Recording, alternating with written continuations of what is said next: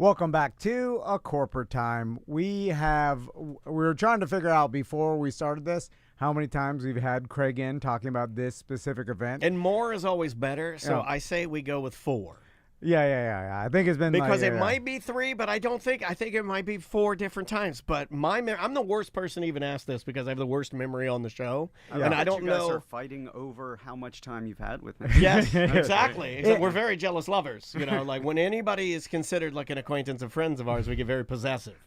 This is a super unique event that happens every year before F.E.S.T. Before F.E.S.T. And Craig gets all the international bands, or at least as many as he can, that are coming over to the United States for F.E.S.T. to do a pre-show at Will's Pub. Yes. And it features all these foreign bands from around the world. It's called Dissent. It's October 21st. My foghorn's broken. I'm sorry. And how you doing, Craig? Good to see you, man. Hey, thanks for being here, dude. Love it. So, Dissent number 9. Number 9. Number 9. So recently, I've thought a lot about this, and tell me if you agree, because I see certain events that go on, because we've been doing this for a while now. We have listeners that are like, I was there last year. I met Craig. It's a great event. You came to the right place. Love it. Yeah, we got the punkers here. And there's certain events that are one-off, really cool, unique events that happen all the time that I start thinking about. I'm like, wait a minute. If this one person stops doing this, no one's going to ever pick it up. No one is not going to exist anymore because Craig is the only one that I feel he's the curator. He's got the passion to put it together every year. You know what I'm saying? Like it's a lot of work. For instance, if I see something that is making an insane amount of money, I'm like, that'll go on. You know, someone will pay. Someone will take it over. But the one-man team who's talking to more custom agents to get amps and different guitars free from custom so they can make it to the stage on Will's. That is a very, very thankless job, Tom. But all to put together some super unique event in our backyard. Some delicious art. That will never happen again if Craig stops doing this. That's how important you agree, Craig? Very important. I'm all about cultural enrichment. No, but you're right. I mean, this isn't a money-making thing. Yeah. This is just something that I fell into sort of by mistake in 2014 and booked an Australian band and thought, let's book the rest of them as foreign bands. And I love this more than anything, man. This is my favorite. Oh, it's so cool to hear that in your voice. And it's a super unique situation that started you to do this to begin with, and the fact that you do it every year kind of like it prompts you to keep doing it. You like doing it, and then it's like, well, when Craig, for instance, like when me and Daniel stopped doing this podcast. This kind of thing, there will be no more free beer fest. No, there'll be that's what I thought you were going to say. I thought that's not what you had kids for. Yeah, I thought you were going to say. I thought you were going to say the Bad Business Beer Fest. Yeah, exactly. That will not exist after me and Daniel stop. I don't even think you guys understand how tired Tom is of it. I don't think you get it. Like you guys better go. There's no money that beer. You better lick every drop off the ground because he is this close to just saying, I've had it. Do you ever have those moments? Because it is a lot of work. How long have you done it? 9 years. Yeah, well, it's been since 2014, so because of COVID, it spans longer because we had a couple of years we couldn't do it. No, I'll do this as long as F.E.S.T is a thing. My biggest fear is F.E.S.T ending, which no one's talked about that. No. That's never been like a risk, but that's the only way I can do this. Well, the organizers of F.E.S.T, I think they figured out how to make money out of that. I think they're secretly kind of corporate, man. I see the tickets. I see the venues. I also see the map of how big it is now, and I'm like, hold on a second. It's incredible. I go every year. I've been going for like 15 It's a Florida staple, right? Like I feel as far as rock and roll goes, I feel like it is on the map, and people from all across the world think of it now. Have they brought in some major sponsors for F.E.S.T? Some big ones, some bigger beer sponsor. I think PBR for a year. I don't know what the big ones are this year. Okay, yeah, I was just wondering because I know it's punk rock, and that's like kind of anti-establishment. But you get the biggest bands. Like you could go there. Like you could go there and see a band that's from Poland that has maybe 6 people in front of it, and then literally next up is the Descendants, and it's like, okay, there we go. Totally. Yeah, I'm just saying it's not. There's never going to be brought to you by Pepsi, right? But that would change it a lot. The crowd will. And here's like Dua Lipa, which I would watch, but it's not time and a place, right? Time and a place. Yes. So, Craig, let's talk about the bands this year. Let's just go over the list. Yeah, Who do yeah, we let's got? hit it. Yeah, so we've got 8 bands from 4 different countries. We're really Italian heavy this year. We got 4 of the 8 bands are Italian. Yeah. So Buongiorno. No, that's sure. That's France. But, I think it's DiGiorno. That's what you meant. Yeah. You know what? Craig's really on your team.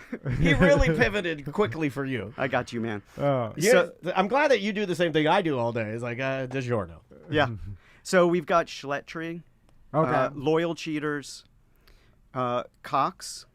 Censor that if you need to. No, but you don't no, need you're to. fine. They're chickens. And then who's the 4th Italian band? We got the Loyal Cheaters. We got Schlettry, Cox. Regrowth, which is the yes. first like real hardcore band that I've had, and I am like so stoked to have a hardcore band on this. Yeah, year. Regrowth. I think I was emailing you. I was going through the list of the bands one morning, and They're sick. We were setting up, having you come in, and I was going through the bands. Yeah, they're really, really good bands. But yeah, why Italy? Did it just the cards fell that way? Why did we get more Italian bands this year? Yeah, the way it works for me doing this event is all these bands get told about my event when F.E.S.T confirms them, so they often reach out to me. There were just a lot of Italian bands that reached out to me, and they're really good. So why not? I don't get to control the bands. It's what F.E.S.T has to offer, so it's like I have a menu to order off of. And I usually start with the bands that reach out to me because that means that they're really interested in what I'm doing. How many of the other countries' bands are actually doing foreign descent comparative to like how many are actually going to F.E.S.T? Are there? Oh, we have about half of the bands, Okay.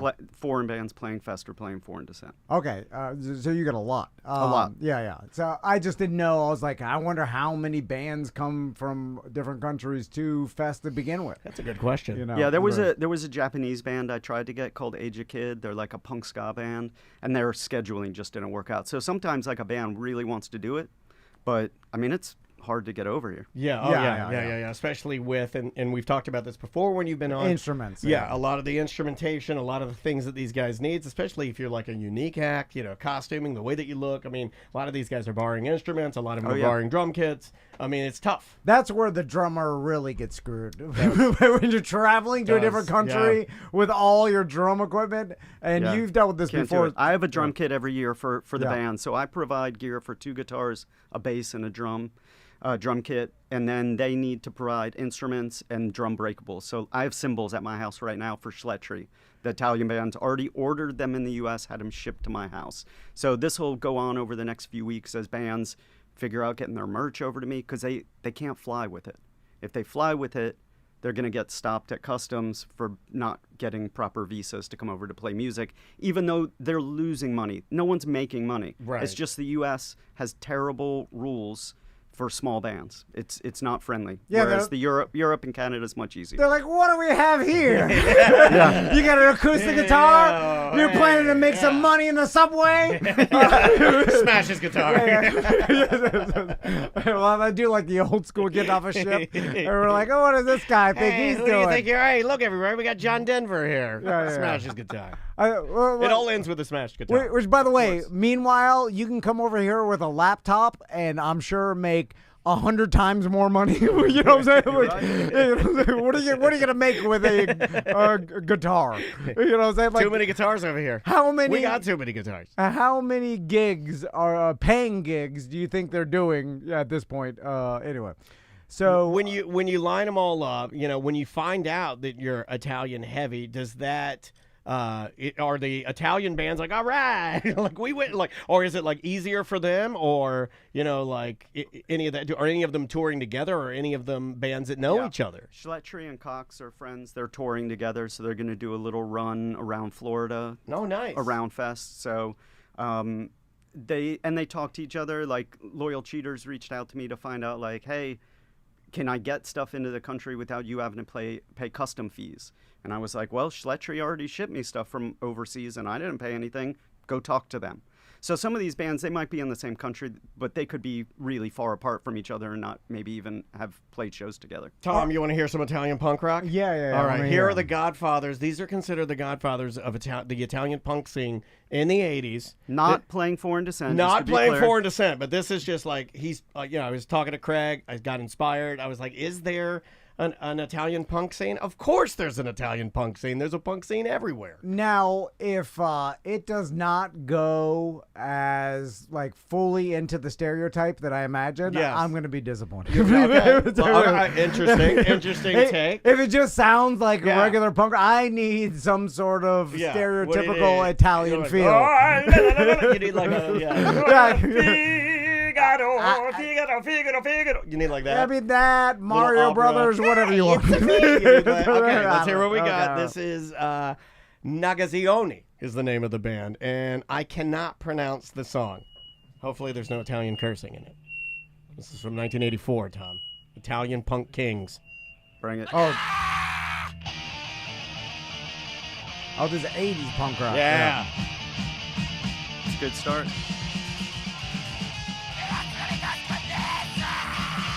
All right. Oh, I'm into this. Need to get a reunion for Foreign Dissent 10. I knew you'd laugh at it. Because he's like, now, I knew you'd laugh at it. That was very unpleasant to listen to. I think everybody would agree with me. If you thought that was pleasant, you were wrong. I'm sorry. I'm shattering everything you thought of it. Every Italian, every time you're in an Olive Garden and you're hearing Frank Sinatra blasting through the speakers. Imagine if they just threw a little Nagazioni in there. Well, I mean, it's the 84. I mean, the 80s punk rock was really raw. I loved it. You know, that was cool. I'm gonna go listen to that later. Yeah, I'll send it to you. Yeah, it's fun, man. There's a couple of other bands that are a little more political, and I try to stay away from those guys. But it's Italian politics, which we don't understand. Yeah, we don't. I was talking to Craig about that. It's like, I don't know what that means. They're like, this is a leftist but pseudo-centered political band from Italy. I'm like, I don't know what that means. I don't know what a pseudo-centered leftist means in Italian politics. But then also, in other countries, they're like, left means right. Yeah, you're like, oh, okay. In England, yeah, absolutely. You're like, what? I don't get it. So, Craig, I'm curious if you've noticed if there are any countries that are more punk rock band heavy than other countries.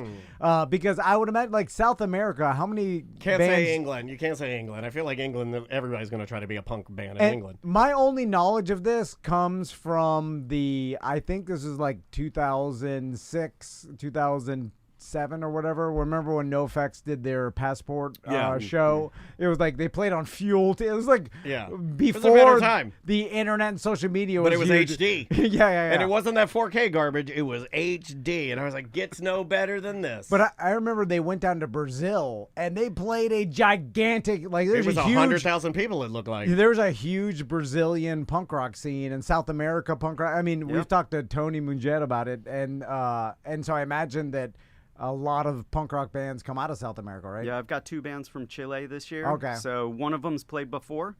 They had played back in, I don't remember. They're called Talking Props.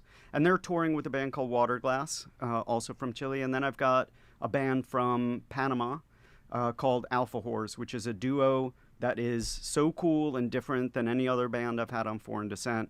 And the guy from that band played back in Foreign Dissent 3 with a different band. So, like, there's some, like, network. The band Schlettry, that guy played a couple of years ago in a different band that played Foreign Dissent. So these band members kind of keep in touch when an opportunity presents itself for them to come back to F.E.S.T and do Foreign Dissent again. We're getting some love for the loyal cheaters in the chat room. Yes. Yeah, people say they're worth the price of admission. And again, guys, this is a reasonably priced event. It's $20, 18 and up at the door. It's October 21st, 2024, 7 p.m. is when things kick off. 18 and up, but if you have a kid you want to bring, you can bring your kid. Okay. Kids now what can about, come with a parent. I have a daughter who's 16, but she has a kid. Okay. It's a Florida multi-generational thing. I have a daughter. I don't talk about her a lot. I only talk about my daughter Maisie, but I do have a 16-year-old daughter who is currently pregnant with twins, and she has a son. I do like announcing a rule and then right after canceling. It's 18 and up, but if you do want to come under 18, you are allowed to. Okay. Well, just say anything goes. No, that'll get you into trouble. The anything goes gets you into trouble.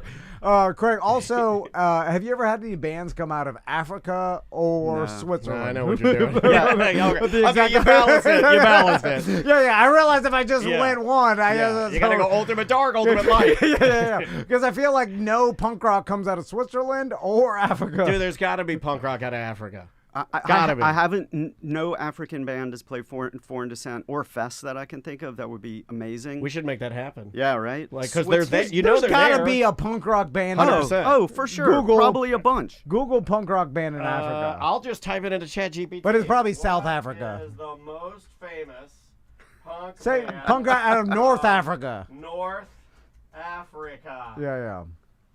What if it comes back and it's like, there are no punk bands in North Africa? there probably and is. then it goes, ha, ha, ha. And then, hold on a second, ChatGPT, you're racist. One of the most famous bands from North Africa is Zabeda from Algeria, known for their politically charged lyrics and fusion of punk rock and traditional Algerian music. They became prominent in North Africa punk scene, blending their rebellious spirit. They're really Zazira. All right. Zazira is the name of the band. Zazira. So maybe they're a really political North African punk band. Yeah, that's awesome. Yeah, and I had a Switzerland band back in 2015, the second Foreign Dissent. They're called Uber U. Okay. They're still around, too, and they're awesome. Okay. Great band. I like Lift You better. Yeah, me too. I get 5 times What points. happened to Uber and Lyft? Do you use it anymore? I use Lyft. Do you? Yeah, so you're just like when me. I need to, yeah. Uber, too many rapists. No, it's all the same. But that's why everybody changed. I think that's why everybody changed. Like, cause low key, I felt like everybody low key was like Uber, rapist. Right? It's all the same. But no, Lyft is different. Yeah, And if you come to pick me up and you're running both lights, I'm out. I'll cancel it right there on you. I'll cancel it on you. I want you to be loyal to Yeah, one. I like loyalty. Loyalty is dead. So, Craig, let's go over how people can get tickets and all that. Yeah. So the show, again, it's October 21st. It's a Monday at Will's Pub. Doors at 7. Bands start at 8. You can come for 3 hours and see like 5 bands. It's quick turnover. You can go to foreigndissent.com to get tickets, or you can go to the willspub.org website to get tickets. It's as real a punk show as you'll ever see at as real a punk venue as you'll ever be in. Yeah. Best venue in town. It is. It's the right venue for the.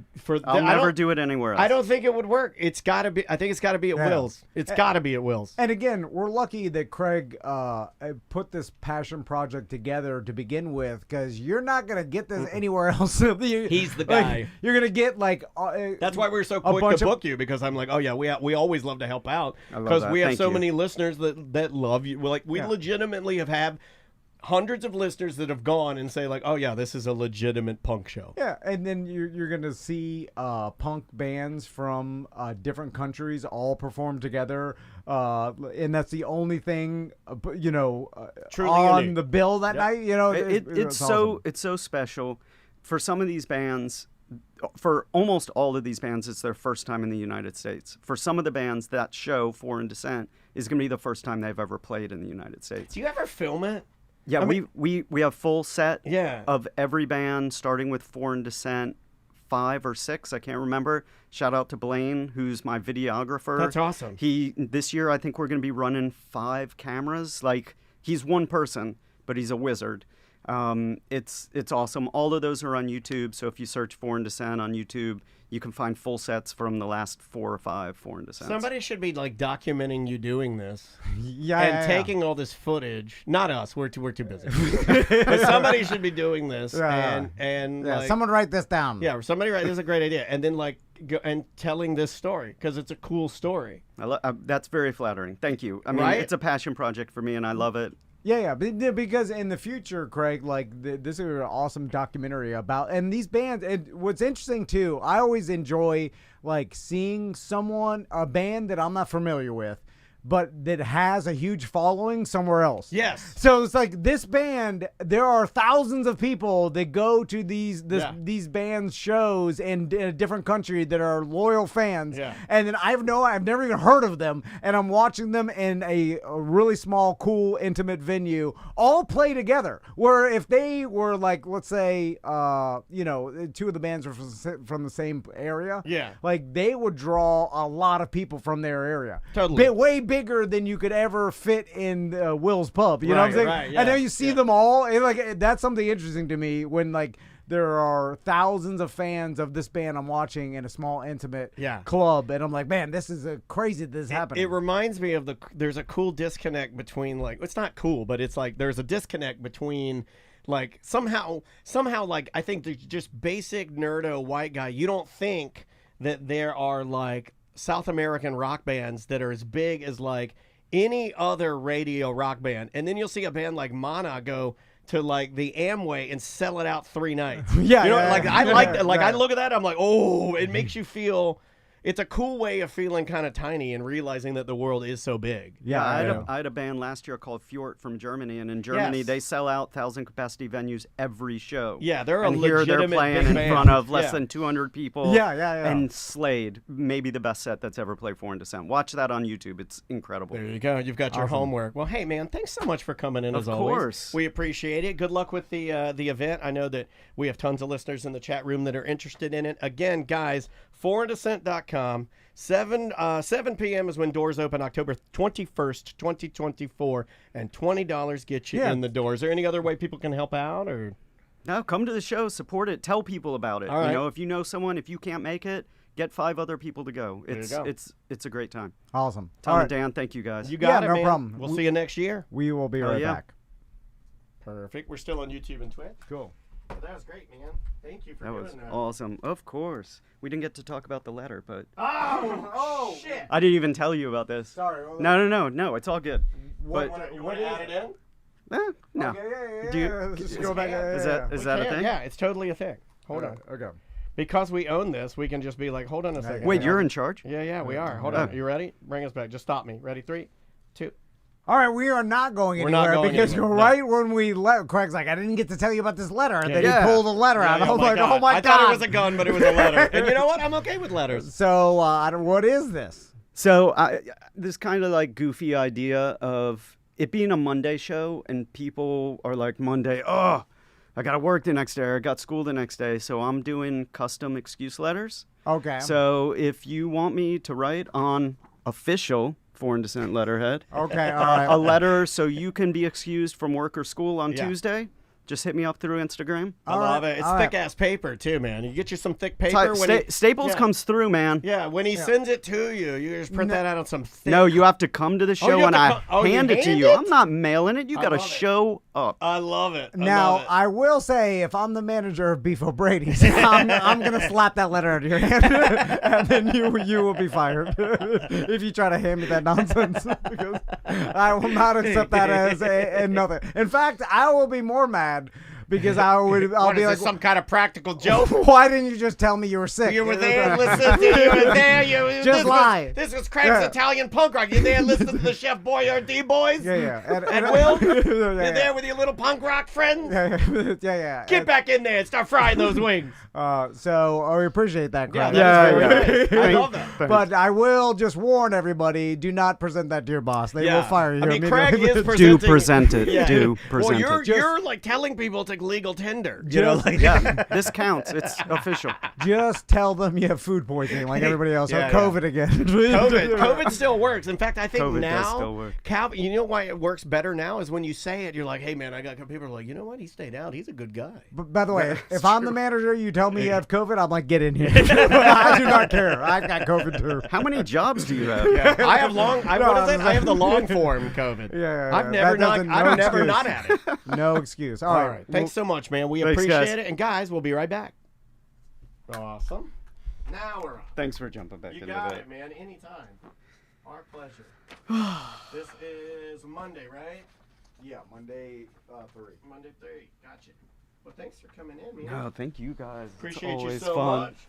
much. The deep couch claims another human. It's too deep. Yeah. Thanks, guys. So you got it, I can man. watch for it on Monday. YouTube. Yeah, this will go. Oh, this will be up today, and then you'll today on YouTube. Yeah. So, and a lot of people actually listen to that now. So it'll be out today on YouTube for video, and then the actual audio only will be Monday. It'll be 8 o'clock hour, starting at 8. 8 p. 104. Yep. 8 p.m. on 104. And then that'll that will come out on podcast. Yeah, it's usually out around 5 on podcast, so a little bit before. Okay, cool. Love you guys. Cheers, man. Love you right back. Have a great weekend. You too. Monday, 10. Today is...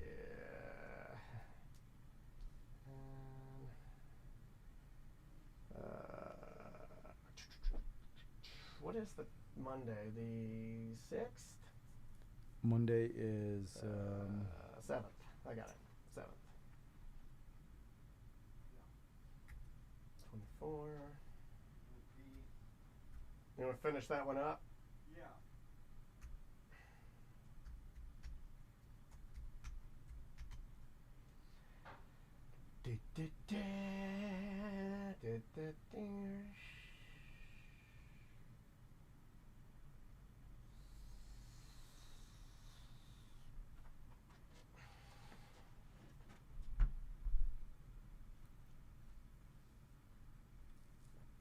We've got pillows on there, Robert, but no, it's just a long-ass couch.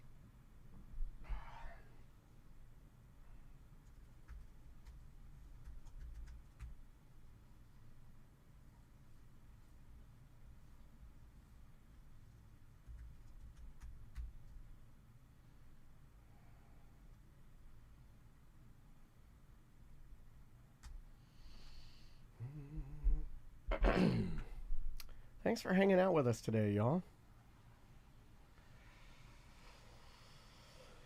I gotta go get live for the bathroom.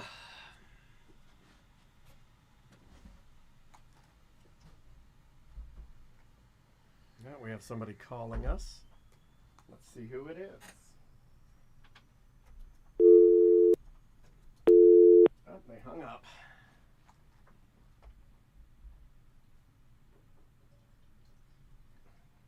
Oh, thank you, Keita. Let me pee.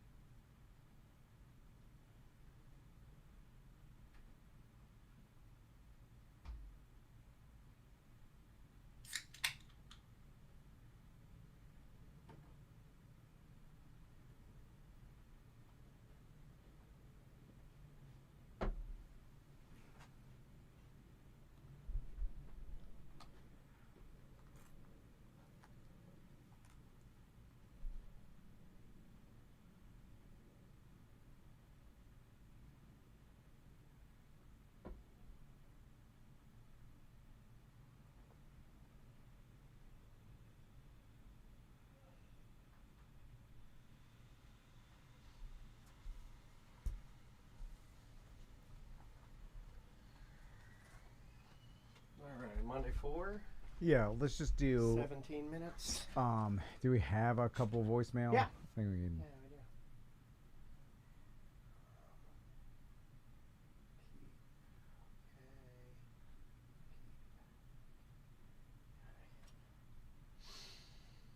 All right.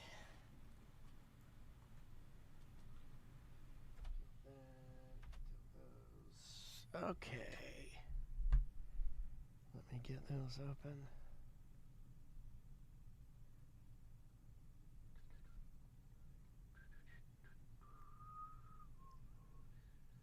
All right. Would you like to...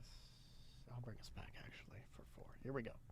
And 3, 2. Welcome back to A Corporate Time. Let's do some voicemail. All righty. The voicemail. 2 ways to leave voicemails for us. We'd love you to do it because, you know, we're always looking for stuff to talk about if you got questions. 1-844-TOMNDAN. If you call that, boom, you can leave a message. Or you can get our free app. If you download that, you can hit a little button that says mediocre messages and leave us a message like this one right here. Do you remember when we were talking about the Eagles and the sideline guy? We couldn't remember his name. The Philadelphia Eagles. Yeah, the bodyguard. Yeah, do you remember his Big name? Ronnie or whatever. Big Don. Yeah. Oh, okay. I think it's Big Don. Yo, BDM Neil here. Listening to the most recent Friday Free Show, you guys mentioned Big Dom. That's his name from the Eagles that got like famous because he was always on the sideline. He's like basically Nick Sirianni's like emotional support person. He's big dumb. He's stupid. He shouldn't be there. Get him off the field. Right? Get him off the field. Well, they took him off for a while after he got into some. Didn't he push somebody down? Yeah, it's interesting because I watch football and it reminds me of the Costco guy. Yeah. Big dumb. Like if you look like that and you're big and you're dumb and you kind of lumber around and you look like the Sopranos, I judge you. I judge you hard. So we've seen it happen a million times when the opposing player, because these guys are running 4.240s as fast as possible. Human bullet. And then they run into the sidelines of the other team.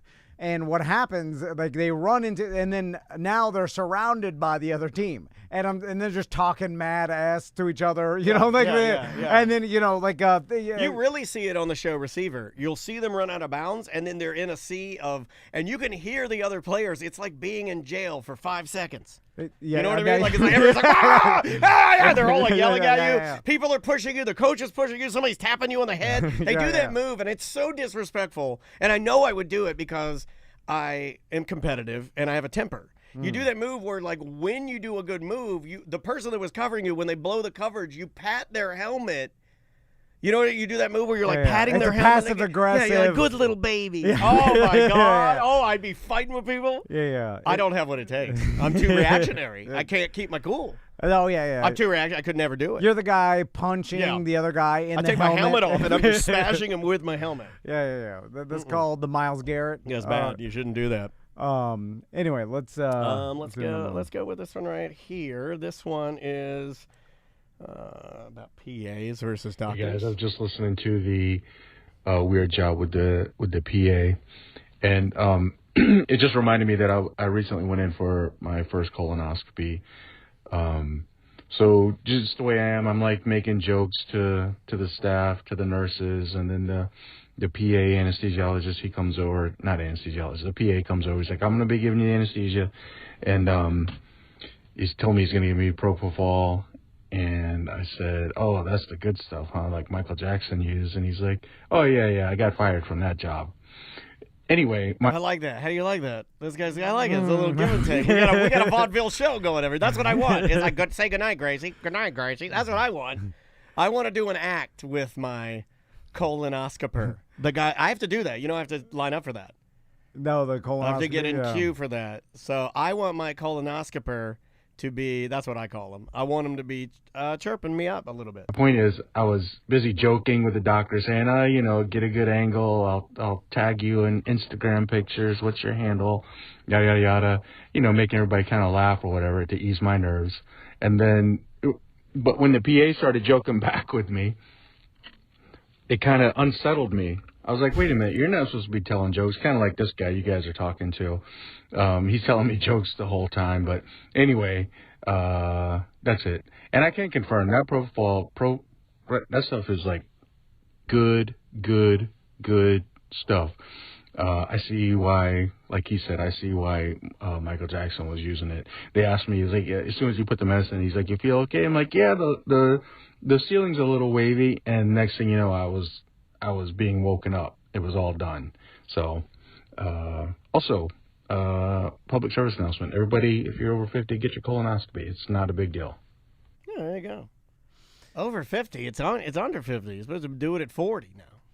Or 45, 40, 45. I don't think it's 40. They lowered it. It's 40. It might be 45. Yeah, maybe. It might be 45. Although, when they lower things like that, I do feel like it's an insurance thing. I said the same thing. Yeah, it seems like an insurance thing just so you could get me in there. A lot of more money. Get some of my butt money. So you ain't giving my butt money. I agree with doctors joking around. I want my doctor. Remember the doctor we talked, the pediatric heart surgeon we talked to at Nemours?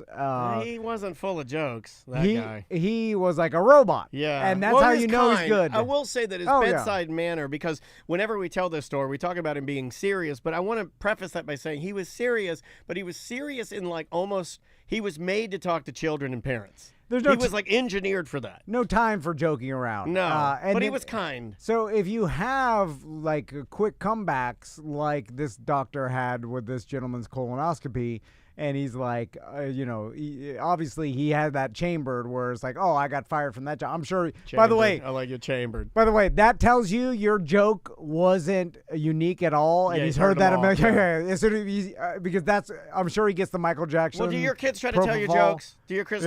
Yeah. Every joke that Maisie goes to tell me, I know the answer to it. Every single one of them. Yeah, no, I know. She'll say, I can't think of them now, but they're all kid jokes that I'll use the amount of reps that I have to use, like, I don't know, joke logic to figure out what the joke is, and I'll answer it. I get them all, and it makes her so mad. But I don't want the doctor to have that joke chambered in his mind, because that means that there's some other useful piece of information that may have been lost. Because now you got a bunch of jokes in there. I'm like, I want it all to be science in there. I don't know if it works like that, though. I don't want him to tell. I like the irrationality of what you're saying, though. It's attractive to me. So it's the more Daniel thing you've ever said. I want him to just say, like, you tell him the joke, and you're like, all right, sir, we're going to give you this many cc's of propofol. Can I give you a real thing? You're going to feel like this? Yep. Can I give you a real thing that I don't think doctors would like, because it would almost be insulting, different for different? But I know John the Barber does this. If you are in a bad mood, or if you are feeling under the weather, or if you do not want to chirp, or if you don't like chirpy doctors, or if you do like serious doctors, why can't you request a certain bedside manner? Why can't you? Or is that insulting the doctor by taking away his freedom of his own personality? Well, would you fill that out? Like, you don't like uncomfortable situations. If you knew you could go to the doctor and at the top, before you answered any of your symptoms, you were like, do you want, all business, or do you want, like, I'll throw in a couple of, a couple of good classic racist jokes, and you could check what you want. Would you, like, right? I think that would work for you. And it would work for me too, because I'd go max jokes every time, max jokes. Oh, I mean, we should even look at what these people scored on their tests. They don't want you to see that. No, they don't want you to see that. Yeah. You know what sucks is because the guys that got LCs are probably your best doctors. Are they? I think they are. I don't necessarily think the guy that has no personality and is just a robot is your best doctor, because doctoring is a people business, not just a disease business. Well, that depends on what your definition of the best is. It'll be different for everybody. Because for you, that emotional, the joking and making you feel at ease. Well, it's important. Is a part of it. It's not number one, though. Yeah. You know that with me. It's not number one. I want a doctor that's a good. I don't want a goofball in. I want Carrot Top in there. Yeah. You want the best possible doctor with a good personality that knows the most. Just like women, I want the hottest one with the best personality. Dude, this kind of reminds me of like Crystal with her knee. She went back to the doctor because she was like, my knee's still screwed up, and so she's in the loop. They get in the medical loop. She went to another doctor, which I was like, just forget about it. I'm just like, just act like it's fine. They said what they said. I don't know. Like, so she goes back to a new doctor, and then the doctor's reading her MRI report, and they're like, who wrote this? And then she's like telling the center that did it, and then the guy's like, they didn't even put they screwed up the reason you came in. They just said they chronic spelled your name with a K. Yeah, and then they didn't fill out certain things, and then they have to have this. Who is Dr. Donald Duck? And then she showed me, and I'm like, oh man, like one whole part of it was blank, like they forgot to fill it in. And then they put that'll shake your confidence. And then the doctor was like, they put chronic pain, but you had an injury, and like that, the doctor needs to know that, or like the MRI person. So it was just all wrong. Yeah. And then it's just like, oh yeah, I always forget that, of course, that there are people that are bad at every job. Yeah. And then there are tons at every job. Tons of Toms over there that are reading MRI reports and just copying and pasting stuff. You'd be better than that. Give yourself some credit. Come on, man. Now, you'd be better than that. You'd fill out the report. You might misspell a few things, but it'd be filled out. Yeah. Well, you're not going to drop the ball in the report. Now, you're not lazy. It depends on who I'm working with. You're not going to be able to spell spacula, but it'll be filled out. Listen, if I'm working for a big MRI and they don't care. Oh, you're done. Yeah, you know, like I'm like, I hate this place. Well, I hate this company. Do you remember when I went for my final back? It's not my back. Remember I went to the doctor and he's like, okay, I'm looking at your back here. He's like, it's not your back, it's your hips. Remember that? They're like, your back is fine. Yeah. I'm like, okay, well, I've been... You've been saying for 10 years your back has been messed up. I've been doing back stuff for forever. It has nothing to do with my back. It's just my hip affecting my back. Welcome back to Ailment with Tom and Dan. Well, it is and listen, I understand. It's complicated, and the human body is insanely complicated, and it's also a miracle, practice. Though. The human body's a miracle, modern day miracle. But it reminds me that you do have to take your own personal health into your own hands sometimes, and use your own. Yeah. Because no one cares as much as you do. Well, that is true. It's like if you but a lot of people, I don't think they care. I think a lot of people don't care about their own health. It's probably one of the, I would say, number one things that Americans neglect is our own health. I mean, obesity's out of control, and mega obesity is up 4% as of last week's Wall Street Journal. They did a big thing about I think it's easy for everybody, kind of going back to what we were saying before about being busy, to get super busy and never think of it. You'd probably think of your wife or maybe your kids, your husband's health before you even think of your own, Oh, yeah. Let's go with this one right here. Hey there, Tom and Dan. Hey guys, it's Kenny.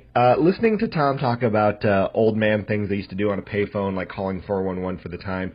Did any of y'all ever do a collect call, but you used it as a way to share messages? Like you needed to get picked up, and so you would use 1-800-COLLECT, and then they would hear, you have a collect call from, hey Dad, I'm at the mall, pick me up. And then that's how you would essentially get the message across, because you didn't have any money for the payphone. Anyway, just didn't know if y'all did that. Love you guys. Bye. We totally did that, and I'm glad you mentioned 1-800-COLLECT, because that's one of the first times, and yes, I'm going to mention him twice in one segment, that's one of the first times I remember seeing a paid spokesperson in the form of Carrot Top and realizing, oh, this guy's getting stinking rich. The 1-800-COLLECT. Do you remember how many Carrot Top commercials that he had for 1-800-COLLECT? Yeah. It was humongous. I'd love to talk to him and maybe it's been long enough where he'd give us a number because he's super rich. But what were you paid for that, dude? Because that commercial was everywhere. Yeah, it reminds me very much of the Liberty insurance with the emu, and the mustache guy. Yeah. There's commercials if you're especially watching sports, they're everywhere. That's when you're watching sports, it was all 1-800-COLLECT.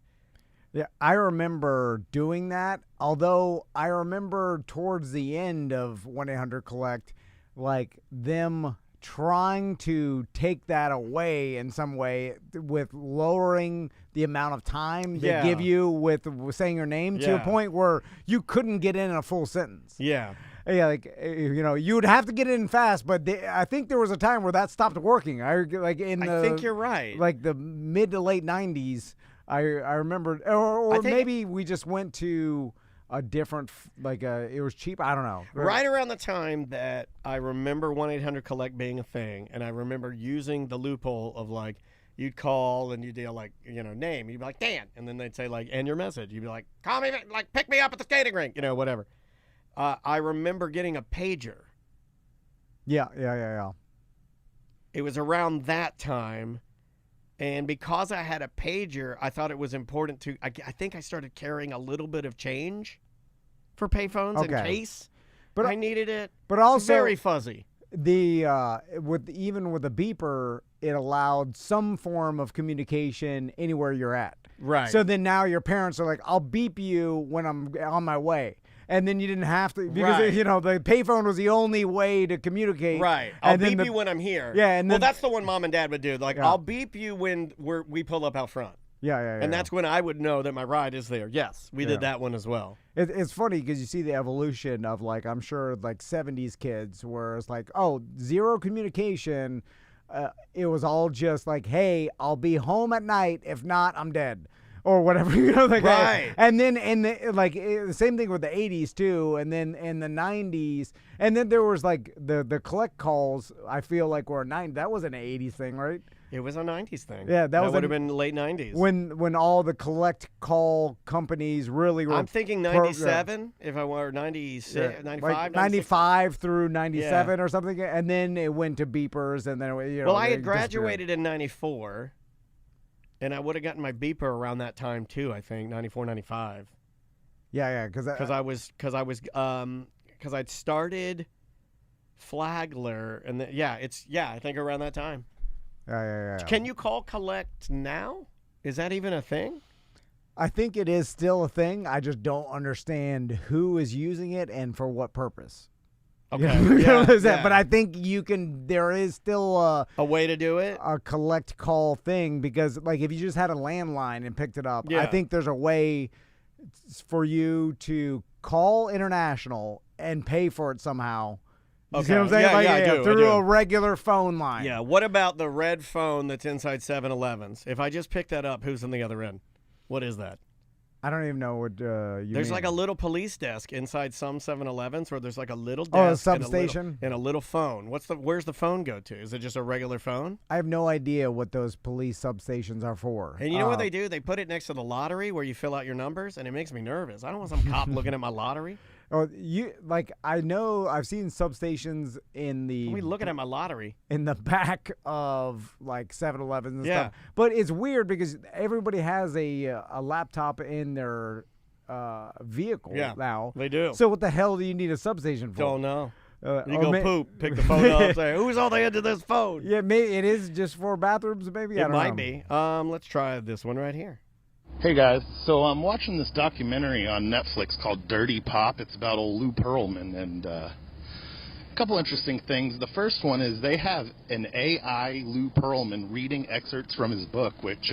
Andrea wants me to watch this. She's been bringing this up constantly. She's like, I want to watch this. They have an AI Lou Pearlman. I'm like, that's not a selling point to me. You know what I mean? Like you tell, you got to see this. It's an AI Lou Pearlman.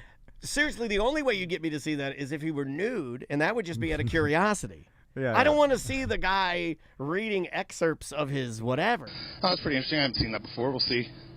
AI taking over everything. And two is they have a young Justin Timberlake, and he's showing off his room at the house he lived in, and he's got a picture of Janet Jackson on the wall, and he's like, oh, Janet Jackson, I love her. So he definitely did that on purpose. All right, later, guys.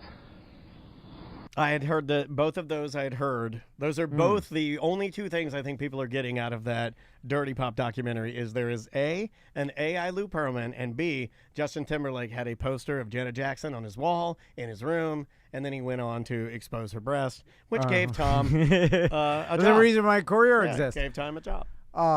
So with the Lou Pearlman thing, he basically was... Didn't he taking advantage. Didn't he flee to Thailand for like a little bit of time? And And what's that feel like? What are you doing when you flee? Like if I were fleeing Orlando to Thailand, do I land in Thailand and then I get a taxi or an Uber Lyft to like a hotel and then I just get myself a cheap hotel room and then I just lay low in there? Is that what I do? What do you do? Well, you need cash because you can't use your cards or anything because they know where you're at. Right. So you just have a bunch of cash, which I don't even know how you get a bunch of cash into Thailand. Maybe I need a man on the ground. I need a contact in Thailand. You would need a separate Bitcoin account. I'm sure there's a whole thing. I don't even know if they had Bitcoin when he was doing it. No. But I'm sure he had international bank accounts. A lot of mega rich people do, and he keep money international. He looks disgusting enough to know his way around Bangkok, if you know what I mean, right? Yeah. Like he looks disgusting enough to be like a Thailand normo, like he's a regular. I think if you have an idea that maybe one day you'll have to flee, I think you put money. You bug out bag it. Yeah, you put money in like Swiss accounts, like Bahamas or Cayman Islands. You know what I'm saying? Yeah, so you could access it anywhere in the world, and it's not tracked by the U.S. government. And then I think that ends as a bug out bag, like Daniel said. So then like a digital bug out bag. Now, do you have a bug out bag? No. No reason to bug. Yeah, I don't either. I don't either. I have no. I do have a revolver with one bullet in my t-shirt drawer, though. I do. Yeah, you should put 2. Might as well fill it all up. If you don't need them all, you don't need them all. But maybe you'll need them all. Maybe I'll just leave them loose and unloaded. Loose and unloaded. Yeah. That would be the name of my comedy special, by the way, is Loose and Unloaded. That's called the Shawshank. You pull up your drawer, and then it was like, why didn't you load your gun? It's just rattling around in there. You're just a bunch of loose bullets rattling around. Like, just put them in the gun. It's just for storage. Anyway, don't you like your drawers to sound nice? You want things rolling around in there? Yeah. My God. Anyway, all right. We will see you tomorrow. Awesome. All right. And then after lunch, we'll come back and knock out Friday. Yeah, and we'll start with that Ram story. Yeah, I got it. All right, cool. Guys, have a great lunch. We will see you after lunch, a little before 1. We'll be back.